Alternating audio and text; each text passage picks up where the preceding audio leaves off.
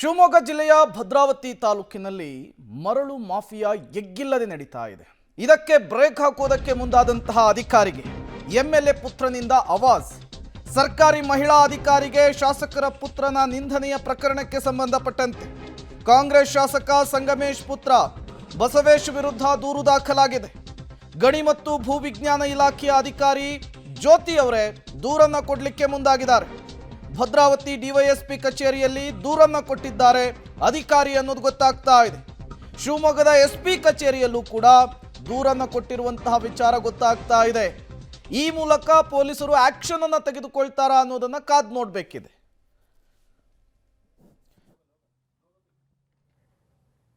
ಶಾಸಕರ ಪುತ್ರನ ನಿಂದನೆಯ ವಿಚಾರ ರಾಜ್ಯಾದ್ಯಂತ ಸದ್ದು ಮಾಡಿದೆ.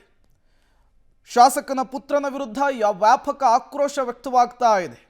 ಈ ಬೆನ್ನಲ್ಲೇ ಆ ಮಹಿಳಾ ಅಧಿಕಾರಿ, ನಿಂದನೆಗೊಳಗಾದಂತಹ ಮಹಿಳಾ ಅಧಿಕಾರಿ ಈಗ ದೂರನ್ನ ಕೊಡ್ಲಿಕ್ಕೆ ಮುಂದಾಗಿದ್ದಾರೆ. ಎರಡೆರಡು ಕಡೆ ಕಂಪ್ಲೇಂಟ್ ಅನ್ನು ಕೊಟ್ಟಿದ್ದಾರೆ. ಈಗ ಪೊಲೀಸರು ಯಾವ ರೀತಿಯ ಕ್ರಮವನ್ನು ತೆಗೆದುಕೊಳ್ತಾರೆ ಅನ್ನೋದನ್ನ ಕಾದ್ ನೋಡಬೇಕಿದೆ. ಗಣಿ ಮತ್ತು ಭೂವಿಜ್ಞಾನ ಇಲಾಖೆಯ ಅಧಿಕಾರಿಯಾಗಿ ಜ್ಯೋತಿ ಕೆಲಸವನ್ನು ಮಾಡ್ತಾ ಇದ್ರು. ಮೂಲತಃ ಹೊಸನಗರದವರವರು. ಭದ್ರಾವತಿಯಲ್ಲಿ ಮರಳು ಮಾಫಿಯಾಕ್ಕೆ ಕಡಿವಾಣ ಹಾಕುವಂತಹ ಸಂದರ್ಭದಲ್ಲಿ ಶಾಸಕರ ಪುತ್ರ ವಾಗ್ದಾಳಿಯನ್ನು ನಡೆಸಿದ್ರು, ಜೊತೆಗೆ ನಿಂದಿಸುವಂತಹ ಕೆಲಸವನ್ನ ಮಾಡಿದ್ರು. ಮಹಿಳಾ ಅಧಿಕಾರಿಯ ಮೇಲೆ ವಾಹನವನ್ನು ಹತ್ತಿಸಲಿಕ್ಕೆ ಯತ್ನಿಸಿದ್ರ ಅನ್ನುವಂತಹ ಪ್ರಶ್ನೆ. ದಾಳಿಯ ವೇಳೆ ಕೊಲೆ ಮಾಡುವಂತಹ ಬೆದರಿಕೆಯನ್ನು ಹಾಕಿದ್ರ.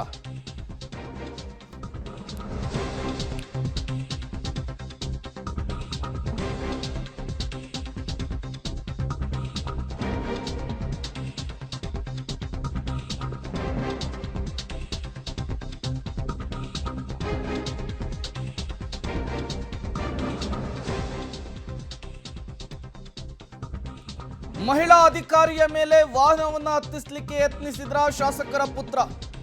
ದಾಳಿಯ ವೇಳೆ ಕೊಲೆ ಮಾಡುವಂತಹ ಬೆದರಿಕೆಯನ್ನ ಹಾಕಿದ್ರ ಅನ್ನುವಂತಹ ಪ್ರಶ್ನೆ.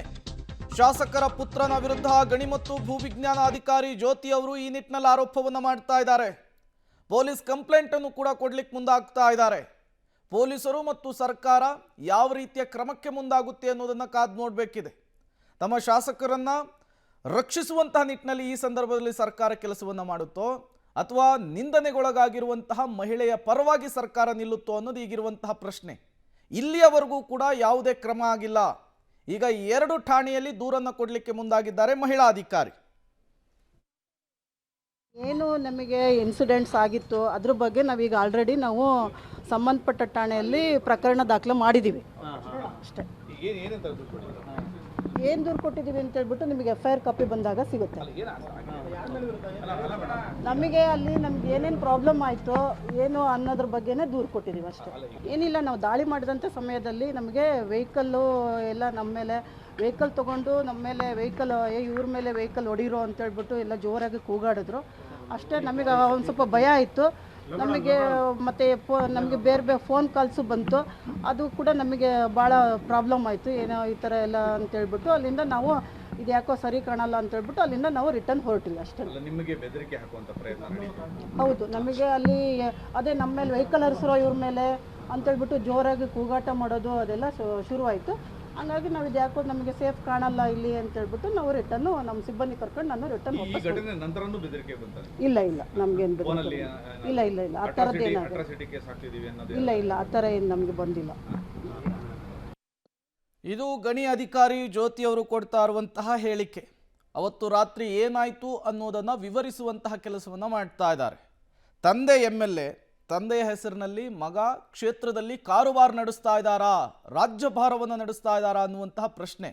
ಯಾಕೆಂದರೆ ಮಹಿಳಾ ಅಧಿಕಾರಿಯೊಬ್ಬರಿಗೆ ಅವರು ನಿಂದಿಸಿರುವಂತಹ ರೀತಿ, ಅವರು ಬಳಸಿರುವಂತಹ ಪದ ವ್ಯಾಪಕ ಆಕ್ರೋಶಕ್ಕೆ ಕಾರಣವಾಗ್ತಿದೆ. ಮತ್ತಷ್ಟು ಡೀಟೇಲ್ಸ್ ಅನ್ನು ಕೊಡ್ತಾರೆ ನಮ್ಮ ಪ್ರತಿನಿಧಿ ನಾರಾಯಣಗೌಡ, ನೇರ ಸಂಪರ್ಕದಲ್ಲಿ ಜಾಯಿನ್ ಆಗಿದ್ದಾರೆ. ನಾರಾಯಣಗೌಡ, ಮಹಿಳಾ ಅಧಿಕಾರಿಗೆ ಕೀಳು ಮಟ್ಟದ ಪದಪ್ರಯೋಗ ಮಾಡಿರುವಂತಹ, ನಿಂದನೆ ಮಾಡಿರುವಂತಹ ಆರೋಪದ ವಿಚಾರಕ್ಕೆ ಸಂಬಂಧಪಟ್ಟಂತೆ ಈಗ ಭದ್ರಾವತಿಯಲ್ಲಿ ಏನೆಲ್ಲ ಬೆಳವಣಿಗೆಗಳಾಗ್ತಾ ಇದೆ ಸದ್ಯಕ್ಕೆ ಅಂತ ಹೇಳಿ? ಪ್ರೇಮ್ ಅಂತಂದರೆ ಈಗಾಗಲೇ ಕೂಡ ನಿನ್ನೆಯಿಂದನೂ ಕೂಡ ಸಾಕಷ್ಟು ಈ ವಿಚಾರವನ್ನು ಚರ್ಚೆಗೆ ಗ್ರಾಸವಾಗಿರುವಂಥದ್ದು. ಯಾಕೆಂತಂದರೆ ಒಬ್ಬರು ಶಾಸಕರು ಪುತ್ರ ಮಹಿಳಾ ಅಧಿಕಾರಿಗಳಿಗೆ ಈ ರೀತಿಯಾಗಿರುವಂಥ ಅವಾಚ್ಯ ಶಬ್ದಗಳಿಂದ ನಿಂದನೆ ಮಾಡಿರುವಂಥದ್ದು ಎಲ್ಲೋ ಒಂದು ಕಡೆ ಅಧಿಕಾರಿಗಳ ಒಂದು ಕೆಲಸ ಕಾರ್ಯಗಳಲ್ಲಿ ಆತ್ಮಸ್ಥೈರ್ಯವನ್ನು ಕುಗ್ಗಿಸುವಂಥ ಕೆಲಸ ಮಾಡ್ತಾ ಇದ್ದಾರೆ ಅನ್ನೋ ಆರೋಪ ಕೂಡ ಮಾಡ್ತಾ ಇರುವಂಥದ್ದು. ಮತ್ತು ಜೊತೆಗೆ ಮುಂದಿನ ದಿನಗಳಲ್ಲೂ ಕೂಡ ಭದ್ರಾವತಿಯಲ್ಲಿ ಯಾವುದೇ ರೀತಿಯಾದಂಥ ಒಂದು ಇಲ್ಲಿಗಲ್ ಚಟುವಟಿಕೆ ನಡೆದರೂ ಕೂಡ ಯಾವುದೇ ಅಧಿಕಾರಿಗಳು ಕೂಡ ಅದನ್ನು ಪ್ರಶ್ನೆ ಮಾಡಬಾರ್ದು ಅಂತ ಅವರಿಗೆ ಒಂದು ಸಂದೇಶ ಕೊಡೋ ನಿಟ್ಟಿನಲ್ಲೇ ಈ ರೀತಿಯಾಗಿ ಮಹಿಳಾ ಅಧಿಕಾರಿಗೆ ಈ ರೀತಿ ದೌರ್ಜನ್ಯ ಒಂದು ರೀತಿ ದಬ್ಬಾಳಿಕೆ ಮಾಡಿ ಹೆದರಿಸಿದ್ದಾರೆ ಅನ್ನೋ ಮಾತುಗಳು ಕೂಡ ಈಗ ಕೇಳಿ ಬರ್ತಿರುವಂಥದ್ದು. ಆದರೆ ಈಗಾಗಲೇ ಈ ಪ್ರಕರಣಕ್ಕೆ ಸಂಬಂಧ ನಿನ್ನೆ ಸಂಜೆಯಿಂದನೂ ಕೂಡ ನಾಟ್ ರೀಚಬಲ್ ಇದ್ದಂಥ ಮತ್ತು ಯಾರ ಫೋನನ್ನು ಸಹ ಪಿಕ್ ಮಾಡ್ದಲೇ ಇದ್ದಂಥ ಏನು ಗಣಿ ಮತ್ತು ಭೂವಿಜ್ಞಾನ ಇಲಾಖೆ ಅಧಿಕಾರಿ ಜ್ಯೋತಿ ಅವರು ಇವತ್ತು ಶಿವಮೊಗ್ಗದ SP ಅವರಿಗೂ ಕೂಡ ದೂರು ನೀಡಿರುವಂಥದ್ದು.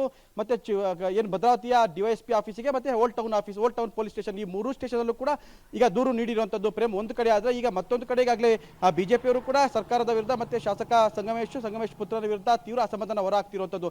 ಭದ್ರಾವತಿಯಲ್ಲಿ ಒಂದು ರೀತಿ ರಿಪಬ್ಲಿಕ್ ಆಫ್ ಭದ್ರಾವತಿ ಆಗಿದೆ. ಇಲ್ಲಿ ಯಾರು ಹೇಳೋರಿಲ್ಲ ಕೇಳೋರಿಲ್ಲ.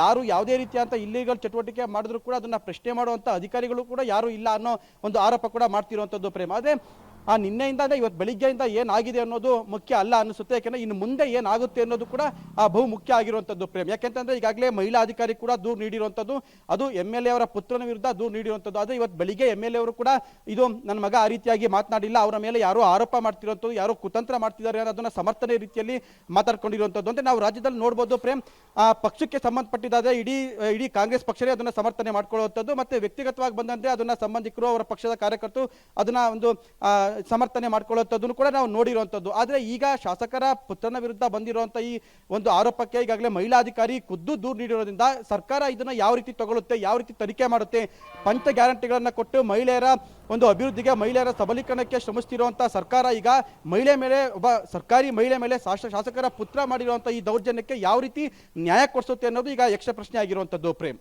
Okay, thank you Narayana Swamy ತಮ್ಮೆಲ್ಲ ಮಾಹಿತಿಗಾಗಿ.